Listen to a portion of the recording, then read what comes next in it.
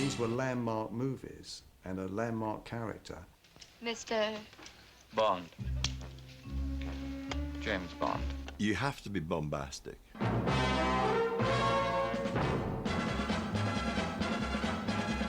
just have to hit that audience with this, like, boom, we're in for a good show. So he strikes like thunderbolt.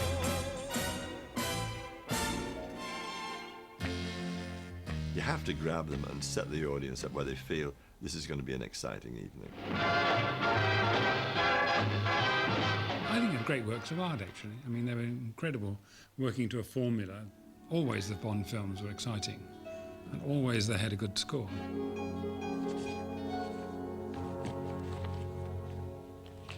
It has that sense of fun about it. So that's why they were like they were. It's the dramatic process dictated the kind of song we were going to do. Goldfinger, he's the man with the Midas touch.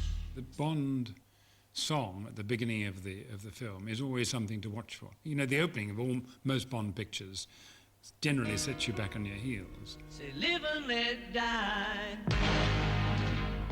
You know, they go hand in glove. You know, the song and the movie, it's become such an integral part. You only live twice, or so it seems. One life for yourself and one for your dream. I just think there is a marvellous opportunity to be over the top with Bond songs. They should give you lots of goosebumps. They should sparkle, and there should be a quality that just gets in your gut. Diamonds are forever, sparkling round my little finger. Unlike men, the diamonds linger. Bond music existed in its own universe, in its own bubble. It really didn't pay any attention to anything that was going on around it. There's so many other things in contemporary music that it completely ignored, and that's why I think they sort of stayed evergreen, because they never made any attempt at being contemporary. Cubby Broccoli and Harry Saltzman asked me to write the score for Dr. No, which, as you know, is the first of the James Bond films.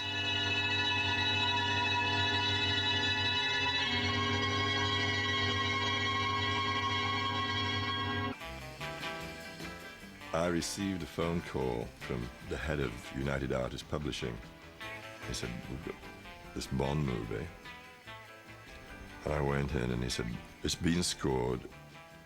We don't have a title theme that is right. I suddenly remembered this melody that I'd written. I dug it out and had a look at it, and I was absolutely certain that this was James Bond's character. And it goes like this. I was born with this unlucky sneeze, and what is worse, I came into the world the wrong way round. Pundits all agreed, and so on. I met John. He did the orchestration, the arrangement, and we went into the studio, and the rest, as they say, is history.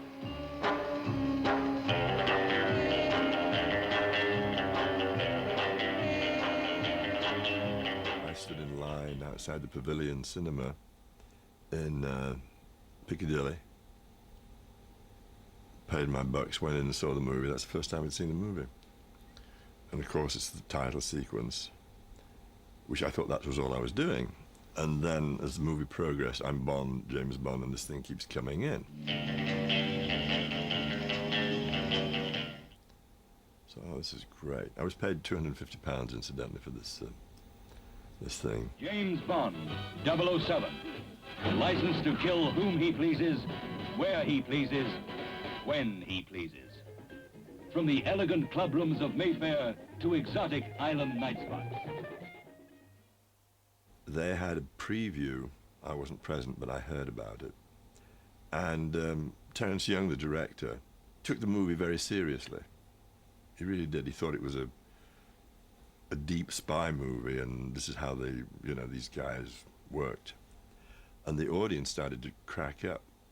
And I think Saltzman and Broccoli looked at each other and said, Jesus, what have we got here? The audience told them what it was about. And I know Terence Young was very distraught after the preview because people were laughing. I always try to make them as sexy as possible and as theatrically camp as possible. There's very special songs, Bond songs. There's, you know, they're landmark moments when they work. It's not something that you think about when you're a child, is it? But I think when you get to, you know, you do become, you know, you get to a teenager and these songs are on in your house every Christmas and Bank Holiday and Easter. People remember when they first saw Dr. No or Thunderball or whatever. I mean, that happens with any kind of nostalgia. I know when I'm driving in the car and I suddenly hear Diamonds Are Forever, I'm back there, you know. Da, da, da, da, da, da, da. As soon as the first notes, you know straight away you're in Bond territory. Diamonds are forever. They are all I need to please me. They can stimulate and tease me.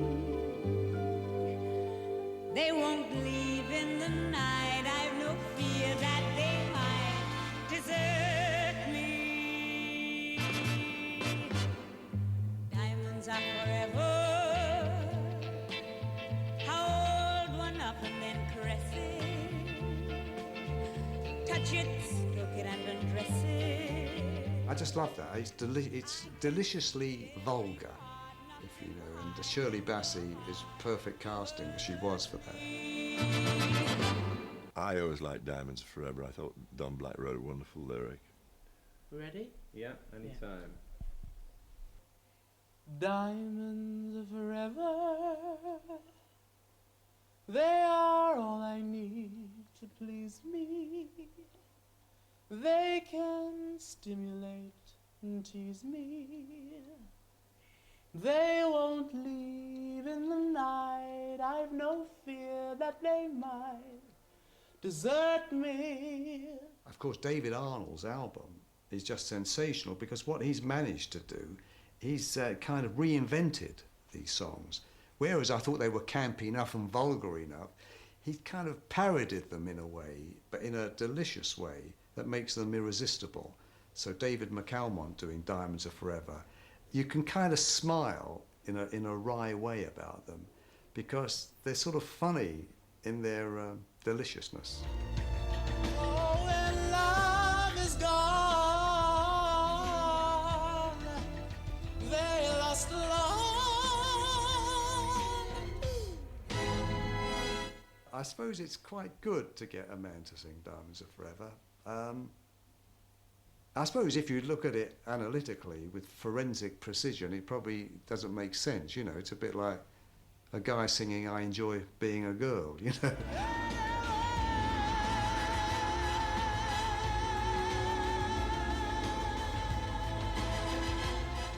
It works because David McAlmont is such a great showman. I don't think it enters your mind that he's singing those kind of feminine thoughts. I can see every part, nothing hides in the heart to hurt me. Diamonds Are Forever, that was the point when I thought, actually, I don't need to make the rest of the album now because pretty much everything I wanted to do was in that one track. You know, the completely over-the-top camp sense of melodrama. You know, the sort of the widescreen cinematic orchestral approach and the rhythm track and a great vocal, and that's really all I wanted to get out of all of these songs. I'm just really happy that I've got my hands on Diamonds Are Forever. It's like really classic and orchestrally expansive, and there's just a groove going underneath it, and my voice in the middle of all of that going on seems to make perfect sense. People have their own ego trip when they start to do somebody else's music, and they say, well, I'll show them how it should have been done.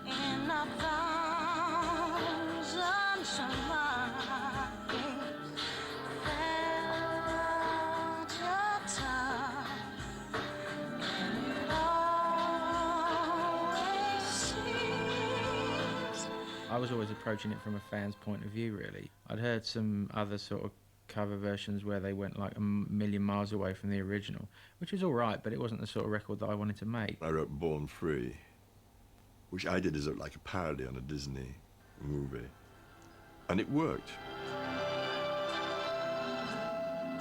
Then there was this huge record in America, went to #1. I was over here at the time, and it was Roger Williams with a choir. And United Artists sent me this version that had gone to #1. I couldn't believe it. I don't know whether you've ever heard it. It was the most pompous, overblown, terrible thing I've ever heard in my life. And we sort of building and building and building until we get to that, which is kind of like the climax of the thing. And I've seen your smile. That's got to be my favourite bit. Thousand dreams. And then there was another one that I had, which was when I did the Midnight Cowboy theme. Two American pianists called Ferranti and Taisha did a version of it with piano, glissando running all over the place. I mean, Midnight Cowboy, this down and out funky, you know, 12-string guitar harmonica thing, and they did it with this. That went to #1.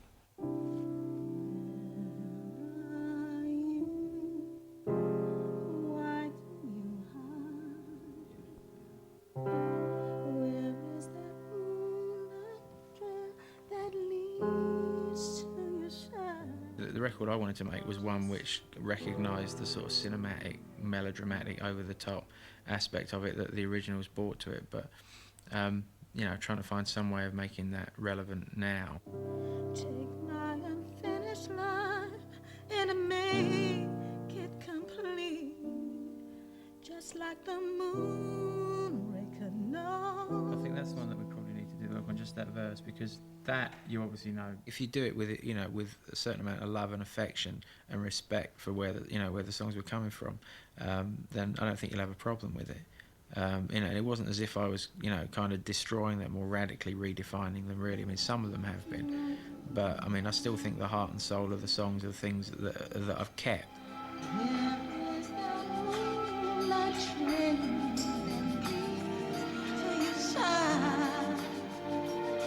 I missed that, I know. Keeps getting better.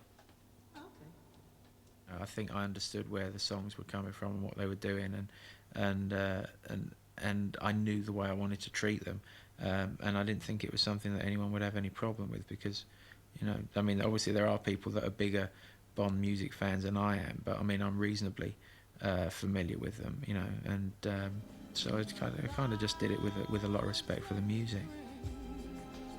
David was the epitome of generosity, and that he retained the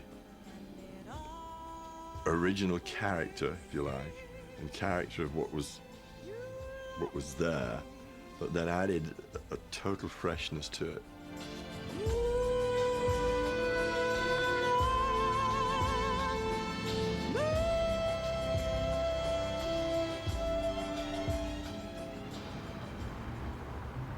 That's why I was trying to. I mean, I know that.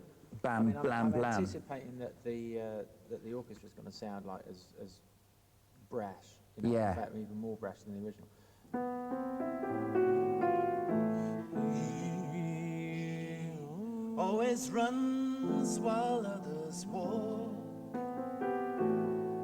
He looks at this world and wants it all. That's right, isn't it?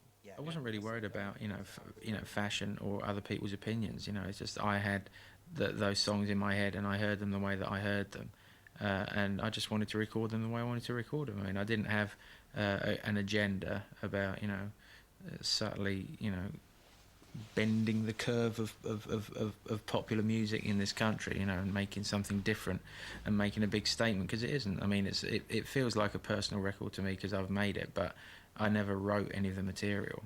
Can you imagine writing something and somebody does it 20 years later or whatever, and just throws a whole new light on it? It's very flattering, and it's terrific. He acts while other men just talk. He's got this whole attitude towards this material that I don't have and never will have. And I think, in a way, like, the song's about power, but it was all about admiring this person who, you know, gets any woman he wants and he can do anything. It's all about, you know, this guy's got a life without consequence. I called up Don Black. I said, how do you feel about writing a lyric called Thunderball? What's that? I said, I don't know. I remember going to my dictionary to look up the word Thunderball, and it wasn't there. So I thought, what does it mean? I mean, it doesn't mean anything. In the film, I think it was a code name. Thunderball is a ridiculous song title. I mean, it's so... What is it, you know? And I was flying down from London to the Bahamas, and I picked up a magazine, and it said that the Italians called... The nickname the Italians had for James Bond was Mr. Kiss Kiss Bang Bang. And I thought, what a great title. That is just a great title. And so when I arrived down there, I said to come in, I said, you know, it's just a terrific Mr. Kiss Kiss Bang Bang. You know, you can't, everybody knows that's got to be James Bond. And we don't have to write a song called Thunderball, which, you know, what is Thunderball? He looks at the world and wants it all, so he strikes like Thunderball.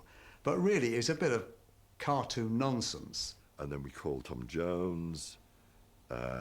He came in saying, he said, what does it mean? You know, Tom, just sing it, okay? Let's get deep. Deep is not what we're looking after here. Just be convincing. Just take a note out of Shirley's book. Just be convincing. Just don't ask any question. Thunderball! And it strikes like Thunderball. I mean, whatever. And Tom gives it plenty of macho, machismo, testosterone. Well, that's why I don't really want to compete with Tom Jones if we can help it. He's Tom. Yeah. He's the governor. I think drama played a big part in these songs. I mean, I remember when Tom Jones recorded Thunderball. I'll never forget it because on the last note he fainted. It's a very high note, whatever that note is, and he did it in one take. And he went on and did some other bits of the song, but he couldn't do that more than once. And he sings it in his act to this day, Tom Jones. And I asked him about this recently, and he told me he'd lowered the key, which doesn't surprise me because it was so overly dramatic and theatrical. He looks at this world and wants it all. So he strikes like thunderball. It's a guy singing a song about a guy. It's a kind of vaguely homoerotic sort of song, really. It's a bizarre kind of lyric. So, he always runs while others walk. He acts while other men just talk. You know, there's this guy following this man almost with a camera, studying his every move, celebrating it and sort of wanting to be him. It's dead obsessive. And when we first met, David Arnold and stuff, I could tell David had a lot of ideas about how it should be sung in tune and in time, but he wanted to go beyond that, and I really like doing that. You sort of conceptualise a little bit, and you get right inside the song.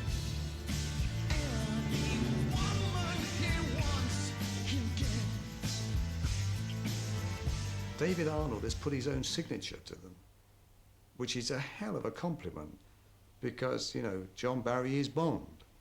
But now David has given it sort of end of the millennium touch, is sprinkled a little bit of contemporary feeling to it, but lost none of the integrity of the original.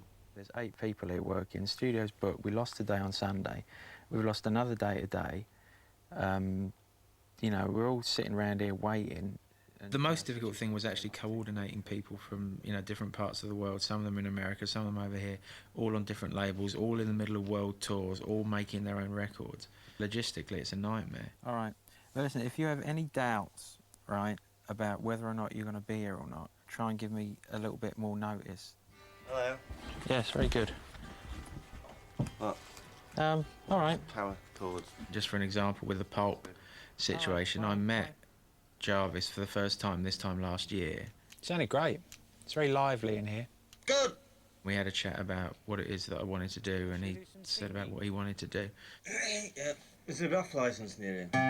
And I played him a few tracks that I'd finished, and he really liked it, and he said he'd do it.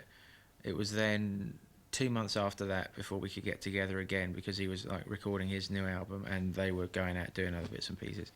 Yeah, if they could just give me a quantity of whiskey. All right. From start to finish, It was 6 months from the initial meeting with Jarvis to actually getting it finished. So I'll just do it from the top. Do you feel comfortable with that? Yeah, it's very comfy. Yeah. That was mainly because I was waiting for him to become available from his commitments.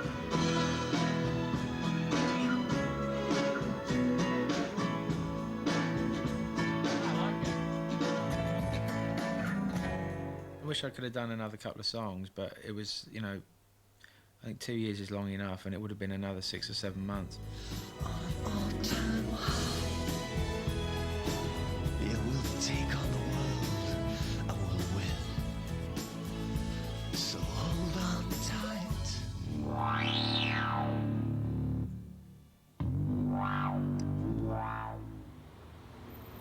Iggy. Oh, it's David Arnold. I'm alright, how are you? Did you get the song?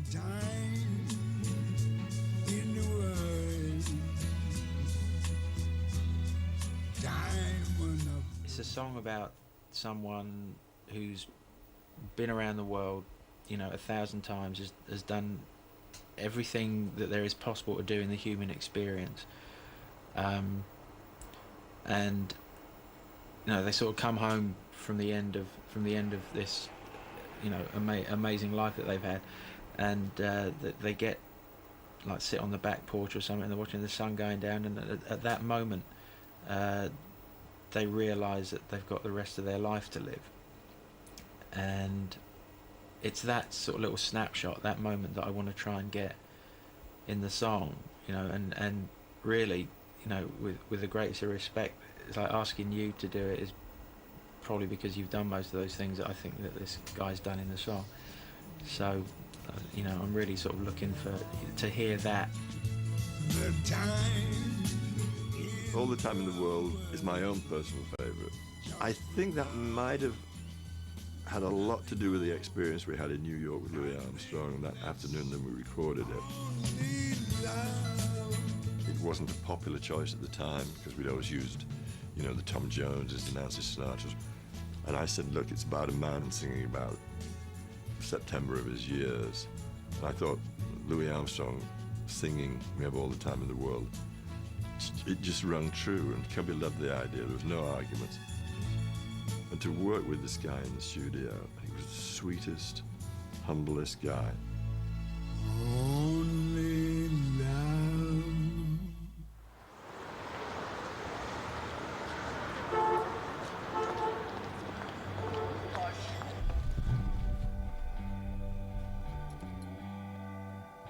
We have all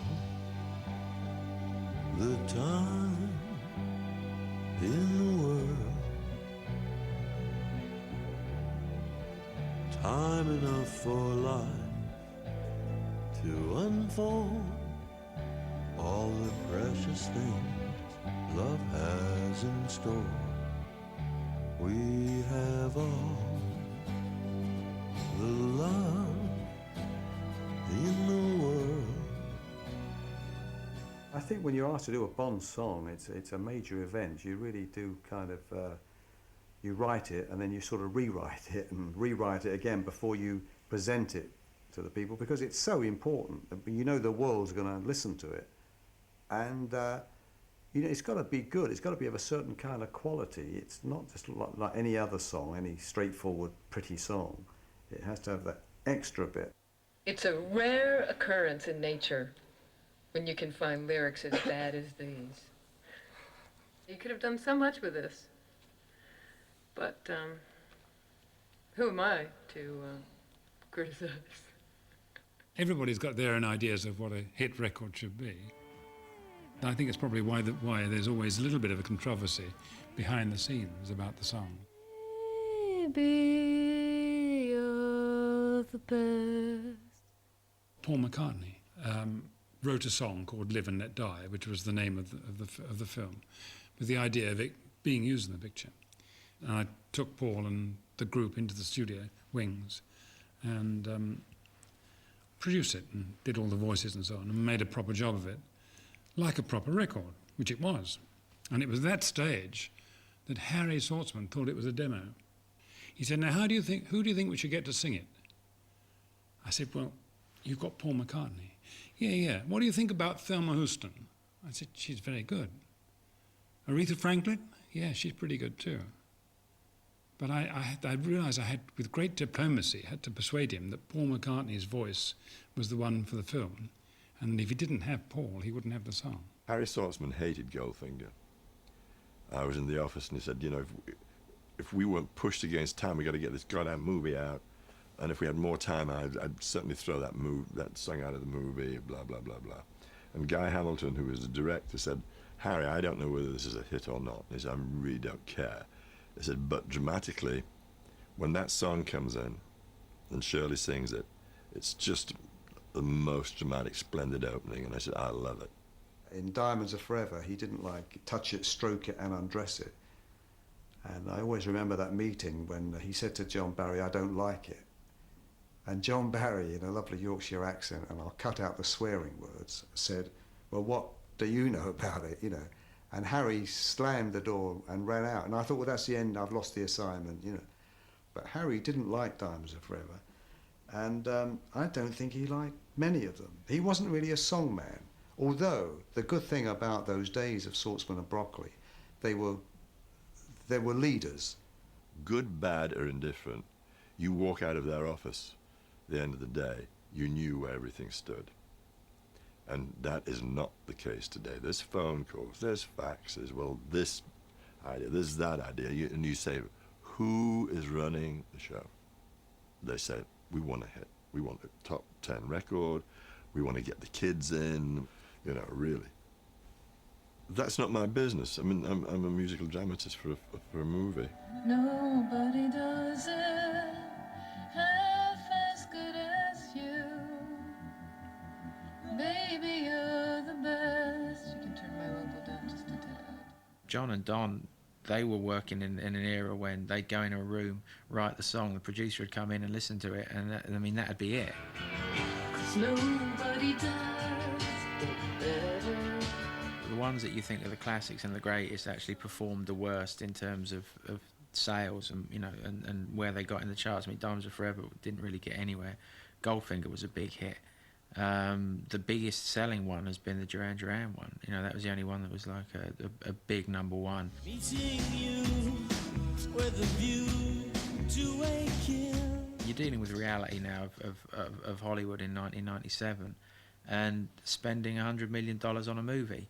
And if it was my money, then I'd want to know whoever was kind of, you know, fronting it was someone who could get to the, you know, the most amount of people. So the whole thing with the song was that, I mean, I'd written a song. A lot of people had written songs for the film because I think, you know, people do. You know, it's like you send them up there and keep your fingers crossed that they might use one of them. So I kind of threw mine in the pot with everyone else's. There are plenty of good songs that, you know, sometimes the marketing people feel are not going to be the type of thing they would like to have. And of course, you know, the producers and the director and the composer all may have a different view on that. So it's something we have to kind of hash out, and we're kind of always in the middle, trying to come up with what's best for the film.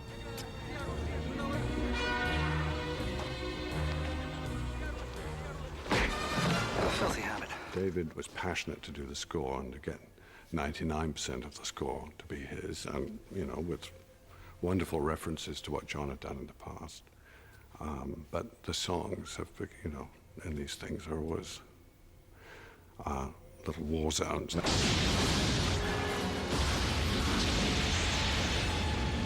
He's going for the bombs.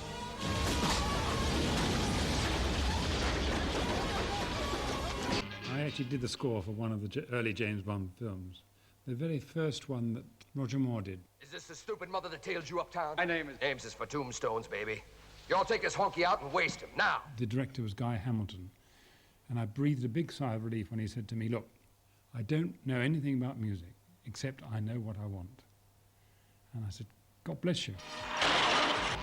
Charlie?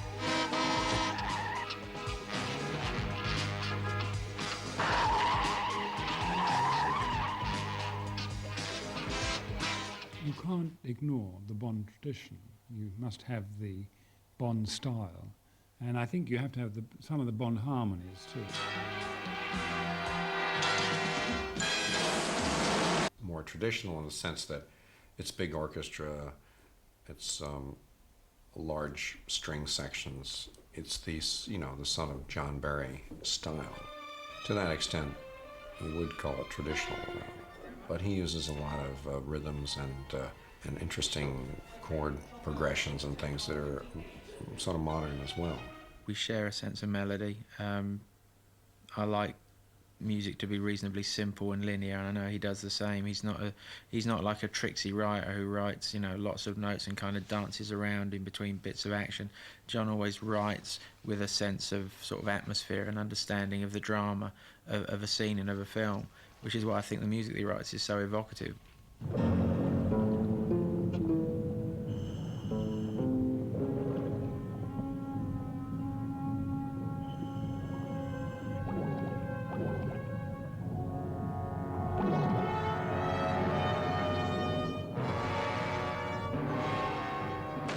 Tends to capture the atmosphere of a piece rather than underline actions that are happening within it.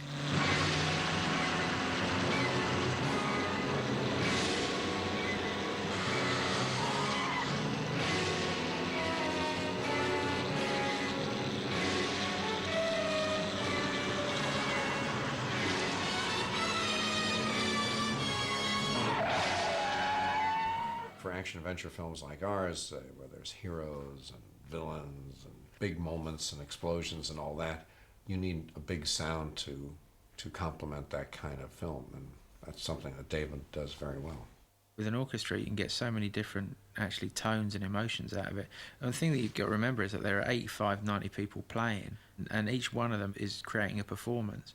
And they're giving something to that performance which is emotionally driven, and the sheer amount of air that they shift, it's a physical thing and an emotional thing, and I think it's like sorely underused in contemporary music orchestras. It's the same kind of thing that Hans Zimmer does in America, and Hans is the toast of Hollywood and David's the toast of England, I think, but David and Hans are kind of parallel now.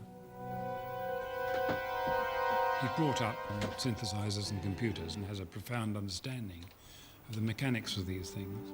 And it works very well, particularly in the action movies. And you do picture someone like Nick, who is like, top hat and tails kind of guy, who is, the classical, background sort of person. But it's interesting because we are completely different people. But we do completely agree about music. Some composers, they say, this is what I want exactly. Now, David and I have the fortune of working a long time together. T minus 50 seconds. David is amazing at coming up with the right theme, and I like to think I can compliment him. I actually write to the picture, and when I've sort of constructed the piece from start to finish, so I know what the tempos are, I know what the melodies are going to be, I know what the chords are going to be. Nick comes up and he takes the parts down, and then I have to say to him, that's a horn line, that's a flute part, and he kind of expands it from that to that.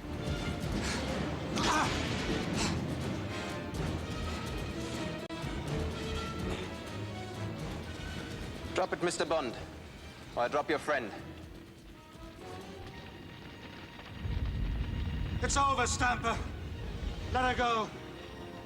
Not between you and me. I wanted to somehow modernize the whole film, closer to reality, a more contemporary, harder edged.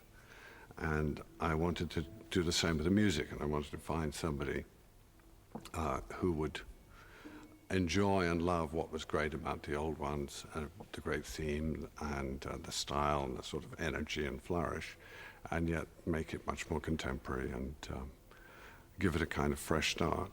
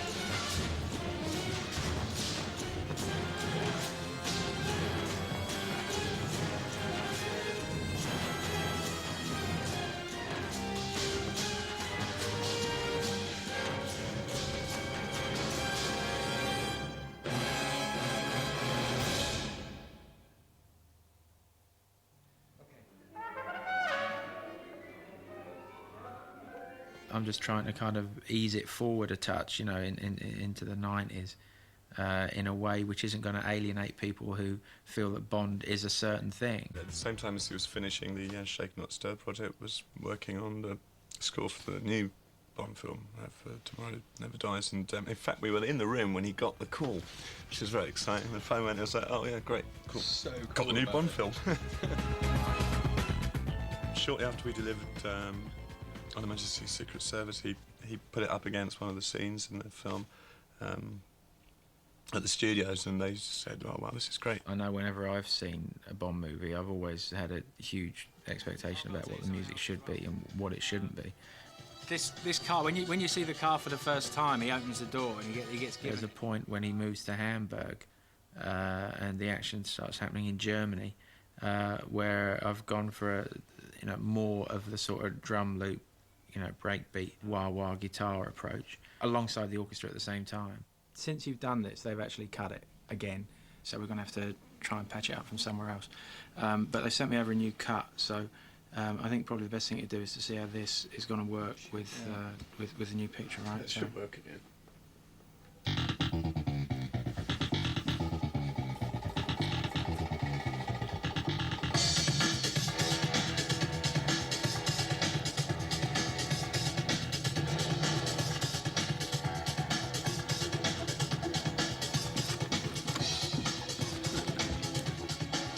For the majority of the fun bits, it's going to be the same. Yeah.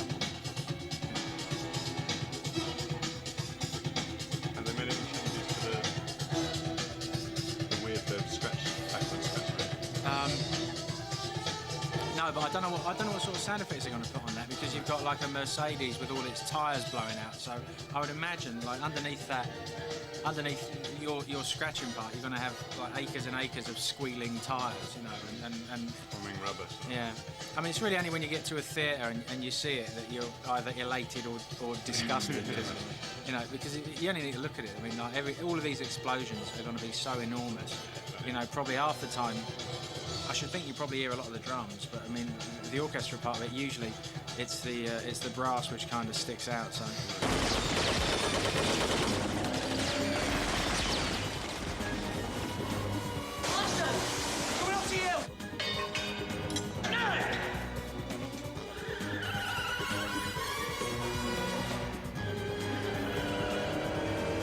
It's a daunting proposition, this film, because it has a lot of music, it has vast amounts of sound effects.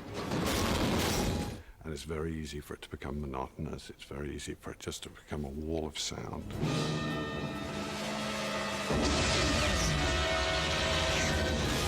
He's a master at exactly finding the right level. Not too much and not too little.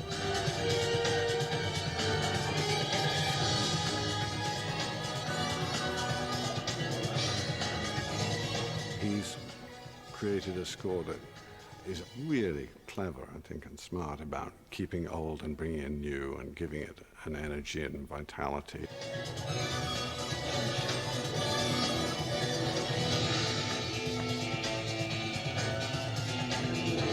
How long have you waited in your life to play that in a Bond film? 33 years, 3 months and 4 days. You know what's really annoying, like, is because I don't know how many times I do that in this film, but I still haven't played it yet. You're joking, No. I played it. Did you not play it on one bit? No, because it's like the problem is I can't be in with the orchestra while we're playing it, because I've got to be like with the directors and the producers and actually kind of managing the whole thing. So I have to have another guitar player in there playing with the orchestra. Oh. And I thought about replacing it, with my own one, but then I thought it's not fair on him. But no, it's in the album, Listen, isn't it? if we do another one.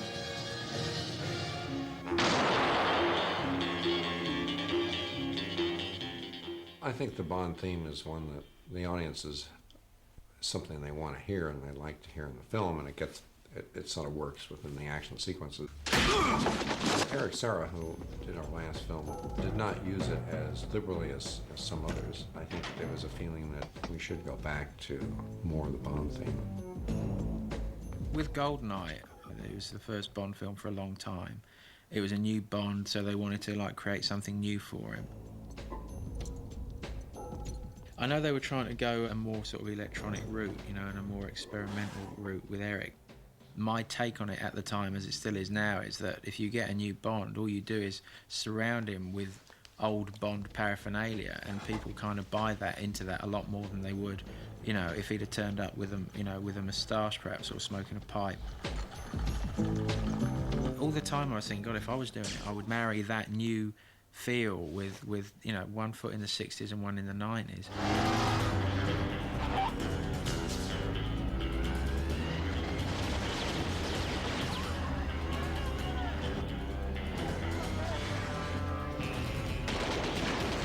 I really did sit and watch this film reel by reel, and whenever there was like a Bond moment, I'd want to hear Bond music, you know, and not kind of run away from the obvious.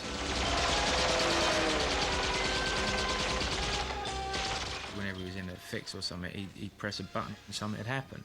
And, you know, it's that kind of convenient drama that I wanted to get back into the music. Because otherwise you've just got another action film.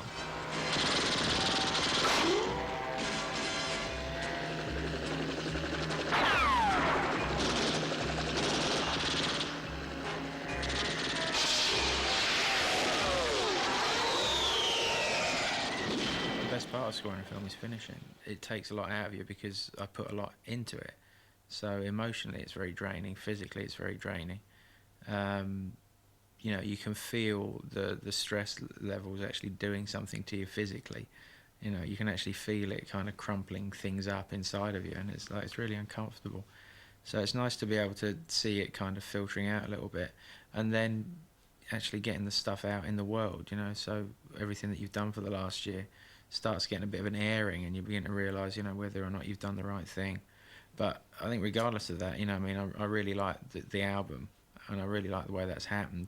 So, you know, regardless if it does well or if it doesn't do well, I still think it's a good record.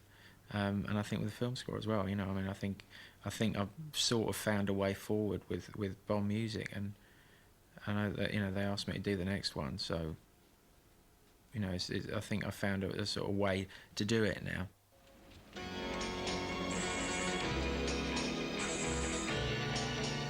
You've got to keep him ballsy and muscular and out there. He's just a wild maverick, isn't he? He's got a license to kill. There aren't that many people with a license to kill, is there? And he's got it. He's the man. But I think my favourite would probably be You Only Live Twice, just because it was the first one that I saw.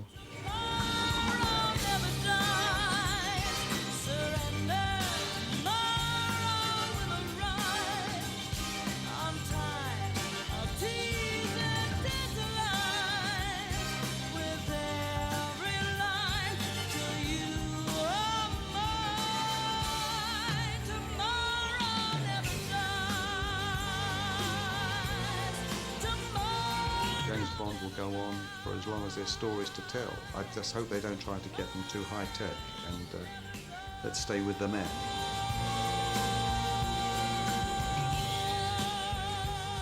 I think if you believe in what you write, it's going to shine through someday, you know.